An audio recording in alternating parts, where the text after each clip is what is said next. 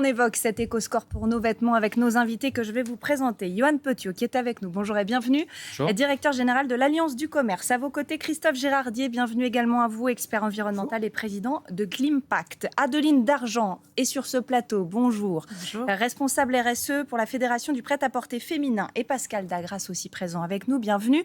Porte-parole du ministère de la Transition écologique. Vous avez travaillé sur cette question de l'éco-score. L'éco-score, est-ce que c'est une bonne démarche? Est-ce qu'il faut la saluer? Je vais vous poser la question en premier, Yoann Petiot. Alors, une réponse simple, oui, c'est une bonne démarche en soi. C'est une bonne démarche, pourquoi? Parce qu'elle permet d'abord aux marques d'être guidées dans la conception de leurs produits, savoir combien votre produit, quel est l'impact environnemental de votre produit pour la planète est extrêmement important pour une marque, parce que l'objectif aujourd'hui de tous les metteurs en marché, c'est de réduire cet impact environnemental. Donc c'est important pour elle. C'est aussi important pour le consommateur, puisque ce sera un guide dans sa consommation, pour savoir si sa consommation est impactante et pour qu'il puisse la diminuer. Donc, aujourd'hui, le score environnemental, il a ces deux objectifs. Après, il faut savoir quel score environnemental, comment on le prend en compte et comment il se met en place et comment on l'explique aussi aux consommateurs, parce que vous l'avez montré, ce symbole, il faut que les consommateurs puissent le comprendre, puissent savoir ce qu'il y a derrière, comment on le calcule, qu'il puisse être comparable facilement entre plusieurs produits, qu'il soit aussi simple pour les entreprises à calculer. Donc, il y a beaucoup de choses maintenant à mettre en œuvre pour que ça puisse se développer et croître. Mais le principe, en tout cas, est bon. Et c'est celui qui doit guider, en tout cas, je pense, la transformation du secteur dans les années à venir. Pascal Dagras, justement, comment est-ce qu'il faut le comprendre, cet éco-score? Parce qu'on dit, plus le chiffre est élevé, moins c'est bien au niveau environnemental. Mais est-ce qu'il y a une moyenne? Est-ce que si j'ai 1000 sur mon étiquette de chaussettes et 1000 sur mon étiquette de manteau, c'est la même chose, par exemple? C'est pas la même chose. Alors, comment on comprend ça? Alors, excusez-moi, c'est pas un éco-score, c'est un coût environnemental. D'accord. Il faut bien voir que ce coût environnemental, tout est dans le nom. C'est le coût que votre produit, votre vêtement a pour l'environnement et pour la planète. C'est construit sur le principe du prix. Le prix, c'est ce que le vêtement coûte à votre portefeuille. 1 euro, 2 euros, 10 euros, 50 euros, 200 euros. Là, c'est ce que le vêtement va coûter en l'environnement. 1, 2, 5, 10, 20, 200, 500. Et donc, bien sûr que 1000 pour des chaussettes, c'est gigantesque. Par contre, pour un manteau, c'est assez faible. Est-ce que ça coûte pour l'environnement? Derrière ce chiffre, ce simple chiffre qui est présenté au consommateur, ça agrège toute une complexité. Le coût pour l'environnement, c'est les impacts sur le climat. Les émissions de gaz à effet de serre dans les transports, dans les usines. C'est les impacts sur la biodiversité, les pesticides dans le champ de coton, les microfibres plastiques qui sont diffusées dans l'environnement quand on lave un t-shirt en polyester. C'est les impacts sur les ressources, la consommation d'eau dans les champs, la consommation de pétrole pour faire du polyester, etc. Tout ça, toute cette phase complètement cachée de ce qu'il y a derrière un vêtement, quand on achète dans un magasin, quand on achète sur Internet, on ne voit pas tout ça. Ce coût environnemental, il vient le rappeler. Votre vêtement, il a un coût pour votre portefeuille, il a aussi un coût pour la planète, et c'est ce que présente ce coût environnemental. Adeline Dargent, on disait tout à l'heure, Yoann Petiot nous disait, c'est intéressant aussi pour les entreprises, pour les marques, de se dire, voilà, ça va m'aider à fabriquer, à faire mieux dans ma fabrication des vêtements. Néanmoins, c'est facultatif, cet affichage du coût environnemental. Ça veut dire qu'il faut avoir l'envie derrière. Comment vous voyez, vous, dans le prêt-à-porter féminin, cette envie? Est-ce qu'elle est majeure, majoritaire? Alors, majoritaire, oui. Je pense que sur le sujet de mieux renseigner son consommateur et de lutter contre le greenwashing, parce que c'est effectivement une façon de lutter contre des allégations qui sont fausses aujourd'hui. Donc oui, ça, je pense que toutes les marques ont envie d'y aller. Certaines sont prêtes. Certaines estiment que peut-être il y a encore des manques sur cette méthodologie. Mais bon, comme quoi, par exemple? Alors nous, on est très attachés à un sujet qui est la durabilité physique, qui aujourd'hui est absente de cette méthodologie. Donc la durabilité, ça veut dire au bout de combien de temps mon t-shirt va s'abîmer, par exemple? Exactement. Et c'est quelque chose qui est mesurable. Donc il y a une autre dimension qui a été intégrée dans la méthode actuelle, qui est la durabilité extrinsèque, qui s'appuie sur d'autres éléments, notamment l'incitation à la réparation et le nombre de références. Donc en soi, ce sont des éléments qui sont extrêmement intéressants, mais qui méritent aussi d'intégrer la durabilité physique. Donc effectivement, vous avez raison. À partir de quel moment la couture va vriller, à partir de quel moment mon t-shirt va boulocher. Enfin voilà, ça, ce sont des choses qui sont très importantes et auxquelles les entreprises sont très attachées. Donc voilà, oui, les entreprises sont partantes, mais il y a encore des améliorations à apporter. Je vais vous redonner la parole dans un instant, mais avant, j'aimerais entendre Christophe Girard dire. On dit un dispositif qui est bienvenu avec des améliorations qui peut y avoir. Est-ce que vous êtes d'accord là-dessus? Est-ce que vous partagez ce constat? Alors bien sûr, le fait de mettre en place un éco-score des vêtements, un peu comme le Nutri-Score, c'est une excellente idée. Et d'ailleurs, nous nous battons sur cette idée depuis 5 ans. Le problème, c'est de le faire bien. Et Madame a tout dit. Quand on a une méthode actuelle, qui est la méthode qu'a choisie le gouvernement, la méthode Ecobalise, où on oublie un paramètre majeur que vous venez de rappeler, la durabilité physique, c'est très important. Le vêtement le moins impactant, c'est celui qu'on n'a pas produit. Voyez. Donc, quand cette méthode oublie ce paramètre majeur, ça pose un problème. Et alors, c'est d'autant plus rageant que la France décide de lancer son éco-score, qui est un éco-score particulier à la France. On imagine bien que les consommateurs, le marché de la mode est un marché mondial, européen. On ne veut pas un score en France pour le même vêtement, puis un score différent dans un autre pays. Donc, l'Union européenne a construit un éco-score qui, lui, est européen, scientifique, qui existe, qui a été validé le 15 mai dernier, et la France décide de faire cavalier seul. Donc, l'idée de l'éco-score, c'est formidable, mais il faut le faire bien. Et moi, j'invite toutes les marques à le faire sur le cadre européen. Et c'est la raison pour laquelle, d'ailleurs, et vous l'avez souligné, et vous avez raison, pour laquelle la France a été contrainte par la Commission européenne de ne pas rendre ce score obligatoire, parce qu'elle en prépare un qui, lui, sera obligatoire d'ici la fin de l'année 2026. Pascal Lagrasse. On est tous d'accord. Le coût environnemental doit intégrer la durabilité physique à ce qu'un vêtement s'abîme ou pas, et il doit aller vers l'échelle européenne. Enfin, il y a consensus. La question, c'est juste, est-ce que c'est prêt ?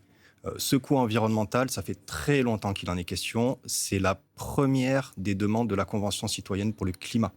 150 citoyens tirés au sort en 2019 pour dire qu'est-ce qu'il faut faire pour éviter le mur climatique. Alors, première réponse, chaque fois que j'achète un produit, je veux connaître son coût pour l'environnement.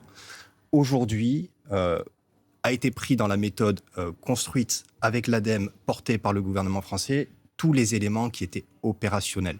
Sur la durabilité, on sait très bien que la durabilité physique, c'est une partie du sujet, mais pas du tout l'essentiel, qu'il y a beaucoup de vêtements qui sont plus portés alors qu'ils sont encore en bon état. Et la durabilité physique, des travaux sont engagés pour la prendre en compte.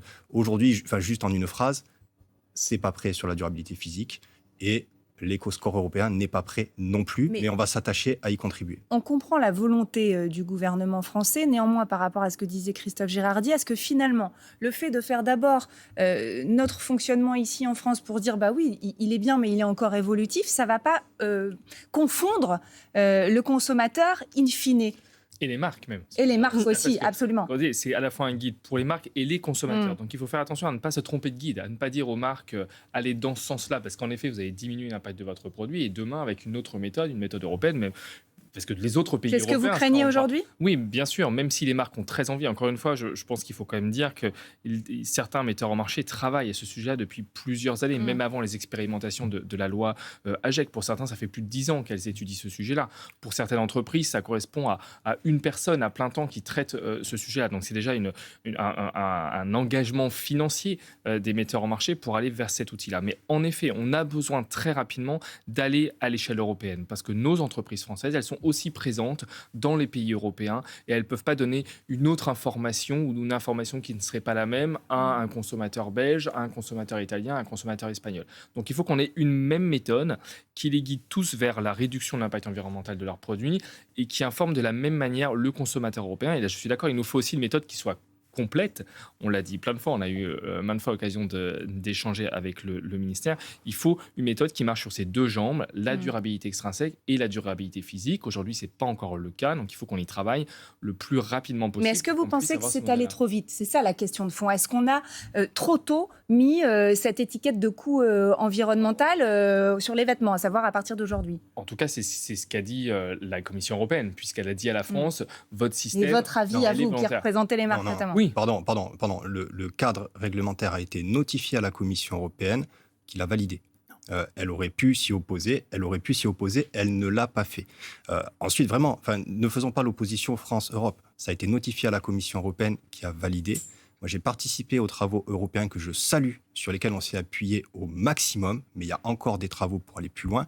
Et les dispositifs n'ont pas été construits pour passer à l'échelle de la même manière. Aujourd'hui, vous avez des acteurs qui ont déjà fait des centaines de milliers de calculs du coût environnemental. On a tout un outillage numérique à travers une plateforme qui s'appelle Ecobalise, à travers un écosystème d'experts qui sont capables d'accompagner les marques, qui sont prêts à faire du calcul de coût environnemental pour des centaines de milliers de références. Les travaux européens, aujourd'hui, je vais prendre un élément hyper factuel et simple, il n'y a pas de visuel. Donc, simplement, on s'appuie dessus, mais ils ne sont aujourd'hui pas matures pour passer à la même échelle. La France part en pionnier pour aider, quelque part, à aller plus vite vers des travaux européens. Jouons pas l'opposition France-Europe. On est là pour un score environnemental européen. Il n'est pas prêt aujourd'hui. La France est partie plus tôt, pionnier, et on va contribuer à un cadre européen plus tard. Adeline Dargent. Alors, il faut rappeler aussi qu'on est sur une démarche qui est volontaire aujourd'hui. Donc, effectivement, si c'est encore un peu perfectible, il y a des entreprises qui sont d'ores et déjà prêtes pour aller vers cet affichage. C'est aussi une période qu'on se laisse pour tester, voir un petit peu comment réagissent les consommateurs. Oui, parce qu'est-ce qu'on est sûr finalement, pardon, je vous coupe, mais est-ce qu'on est sûr que les consommateurs, vont y prêter attention, avoir ce réflexe, et de le comprendre? On parlait tout à l'heure du différentiel entre est-ce qu'on achète une paire de chaussettes ou un t-shirt et du score. C'est là où je voulais en venir. En fait, il va y avoir un travail de pédagogie auprès des consommateurs qui va être extrêmement important pour comprendre ce coût et pour comprendre qu'il faut comparer ce qui est comparable. Et comme l'a dit Pascal, c'est-à-dire qu'à un moment donné, on peut avoir un coût environnemental en nombre de points assez important sur un manteau. Donc, il faut comparer des manteaux avec des manteaux, des chaussettes avec des chaussettes. Mais tout ça, ça va nécessiter effectivement beaucoup de pédagogie. Question bête peut-être, Christophe Girardi, mais est-ce qu'il faut des affichages dans les magasins, par exemple? Parce que comparer un manteau avec un manteau, je suis désolée, moi, si je vais dans un magasin, je prends 2 manteaux, j'en ai un avec un coût à 1000, un à coût à 1500, je me dis, bon d'accord, mais est-ce que le pire, c'est 1500 ou est-ce que c'est 15 000? Je ne sais pas. Bien sûr qu'il faut un affichage. Et alors, je vais vous donner une bonne nouvelle. L'Union européenne a adopté un règlement qui s'appelle le règlement sur l'éco-conception des produits, qui a été adopté en 2024, qui donne la possibilité à la Commission, dès l'année 2026, de fixer des exigences d'éco-conception et impose un passeport digital qui va se fonder sur un socle méthodologique qui n'est pas celui qu'a choisi la France. Donc à votre question, est-ce qu'il faut un affichage? Oui, il va exister, mais surtout, il n'est pas vrai de dire que le score européen n'est pas prêt. Il est prêt, d'ailleurs. Certaines marques l'ont déjà utilisé. Matériellement, est-ce qu'on a des choses qui existent au niveau européen? Absolument. Vous avez la méthode européenne donne un score qui effectivement marque l'empreinte environnementale. Plus ce score est élevé, plus l'empreinte est importante. Et des marques comme par exemple la marque Chantel a déjà utilisé cela. Et l'important, si vous voulez, pour l'éco-score, c'est qu'il informe correctement les consommateurs, mais qu'ils permettent aux marques de s'améliorer. Le problème d'Ecobalise qui a été fait trop vite et qui n'a pas pris en compte, parce que c'est tout à fait différent par rapport au score européen, il ne permet pas ni aux consommateurs d'avoir quelque chose de fiable, puisque par exemple, je vous donne un exemple, avec le score Ecobalise, le prix joue. Si vous augmentez le prix, vous baissez votre empreinte environnementale, ce qui est scientifiquement pas acceptable. Donc, ce que je veux dire par là, c'est que en plus de ça, le score Ecobalise ne permet pas aux marques de s'améliorer. Donc, le cadre existe déjà. Il faut juste le mettre en œuvre déjà. Alors, messieurs, je vais vous donner la parole parce qu'il y en a un qui souffle, l'autre qui hoche de la tête, et ensuite on donnera la parole aussi aux consommateurs. Allez-y, Pascal Dagras. Non, je suis en désaccord avec ce qui vient d'être dit. J'ai pas envie de le reprendre point par point. Le cadre a été notifié à la Commission européenne, qui l'a validé. Des experts, un écosystème très dynamique d'experts et sont prêts à scorer des centaines de milliers de produits. C'est déjà le cas. Il y a déjà 6-7 marques qui affichent et il y en a des grandes qui sont en train de se préparer. Je les laisserai annoncer. Voilà, constatant, c'est prêt. C'est prêt. La Commission européenne ne s'est pas opposée et le score est pertinent. Juste un point. Oui, il y a absolument besoin des marques pour communiquer sur ce que ça veut dire. Votre question est la bonne. Au début, 1000, c'est beaucoup, c'est pas beaucoup pour des chaussettes, pour des manteaux. Eh bien, il faut quelque part que les consommateurs comprennent progressivement ce qu'est ce coût environnemental. On a de bonnes raisons de penser que c'est tout à fait accessible. Dès qu'on l'explique, les gens comprennent et ça les intéresse. Et il y a un premier message hyper simple qui est porté par ce coût environnemental. Chaque vêtement que l'on achète a des impacts sur l'environnement. Il n'y a pas de vêtements verts qui seraient bons pour l'environnement. Tous les vêtements ont un impact. Donc aujourd'hui, les marques sont prêtes. Il y a de la demande avant même le cadre réglementaire. Eh ben, moi, j'encourage bien sûr les marques à y aller, à s'en saisir. Yoann Totio, allez-y. Oui, c'était pour rebondir sur ce que disait mon voisin. Enfin, je pense que sur l'objectif, on est d'accord, vous avez compris. Il faut, et c'est la direction à prendre, d'un affichage du coût environnemental des produits, à la fois pour les marques et les consommateurs. On l'a dit plein de fois. Il y a des critères, en effet, nous, sur lesquels on n'est pas d'accord avec ceux qui sont retenus par la France aujourd'hui. Le critère du prix, en effet, on l'a dit à maintes reprises. Le prix d'un produit ne dit rien de la qualité de son produit et de la durée de vie du produit. Il y a de nombreuses études qui montrent que, y compris des produits accessibles, et il en faut parce que de nombreux Français ont besoin de s'équiper à prix accessible, sont durables dans le temps. Et c'est pas parce que vous allez acheter un t-shirt cher qu'il sera plus durable. Il peut l'être, mais c'est pas automatique. Donc c'est vrai qu'il y a certains critères sur lesquels on n'est pas d'accord. On a discuté plein de fois et on va en rediscuter encore à la fois au niveau français et au niveau européen. Mais en tout cas, je ne sais pas s'il faut prendre parti pour l'Europe ou pour la France. Les deux méthodes sont aujourd'hui très différentes. L'essentiel, c'est qu'on arrive à une méthode harmonisée le plus rapidement possible pour que les marques n'aient qu'un outil à l'échelle européenne pour les consommateurs et les marques. Ça, c'est essentiel et il faut qu'on le fasse le plus rapidement possible. Si on se base, et je vais vous donner la parole juste après, du côté du consommateur cette fois, en admettant que tout ça soit mis en place, qu'on y prête attention et qu'on comprenne, est-ce que acheter un vêtement qui a un coût environnemental plus bas, c'est forcément le choix qu'on va faire quand on a un prix sur l'étiquette en lien avec notre pouvoir d'achat qui est faible? Justement, on s'interroge avec Jordan Klein, on écoute des consommateurs, on en parle après. Des grosses remises et de nombreux choix. C'est l'une des stratégies de la fast fashion pour stimuler nos pulsions d'achat. J'ai acheté 2 paires de chaussures, un survêtement et une paire de chaussettes. Je pense que je remplis 1 mètre de penderie chaque année. Des produits fabriqués pour la plupart en Asie. Procédé qui permet de réduire drastiquement les prix dans les rayons. Ça m'aide, c'est basique vestimentaire que je sais qu'ils auront besoin de toute façon. Ça m'agacerait de mettre le triple du prix. En boutique, mais aussi sur Internet. Parmi les sites de fast fashion qui cartonnent le plus en France et en Europe, des géants chinois comme Temu ou Shein, connus pour leurs prix très réduits, qui peuvent parfois proposer plus de 7000 nouvelles références par jour. Un succès qui entraîne un raz-de-marée de livraison. Près d'un quart des colis gérés par la Poste. En tout, ce sont 800 millions de paquets par an, 4,6 milliards à l'échelle européenne. Soit 600 avions gros porteurs qui atterrissent chaque jour sur le vieux continent. Un volume qui rend les offres souvent imbattables. Cette mère de famille en raffole. À ses pieds, une paire de chaussures achetée sur Shein, 9,58 €. Je commande tout, le vestimentaire à la maison, la cuisine, tout. Même, je dirais quand même pour ma voiture. Les frais de livraison sont gratuits. Et du coup, c'est pratique. On n'a pas besoin de se déplacer. Un texte de loi qui permet de ralentir l'essor de l'ultra fast fashion a été adopté au Sénat en juin dernier. Reste désormais une dernière étape, la commission mixte paritaire, qui doit avoir lieu durant l'automne. Adeline Dargent, est-ce qu'on peut penser aujourd'hui le coût environnemental d'un vêtement sans penser le coût financier pour les gens? Parce qu'on voit qu'en fait, ça, c'est leur préoccupation première, le pouvoir d'achat. Oui, mais ce n'est pas incompatible. Yoann l'a dit, on peut avoir des produits à bas coût, durables, et qui vont, dans le cadre de cet affichage environnemental, être très bien notés. Donc, ça n'est absolument pas incompatible. Ce qu'il faut comprendre, et c'est là où on revient sur les côtés un peu techniques, mais la durabilité extrinsèque est intéressante, c'est qu'elle intègre aussi cette dimension pratique commerciale des entreprises. Là, les exemples qui sont cités dans le reportage, il y a une incitation à la consommation, mais qui relève limite de l'addiction, en fait. Donc, il faut comprendre que cette addiction, elle a un coût aussi, donc un coût pour la planète, ça a déjà été dit.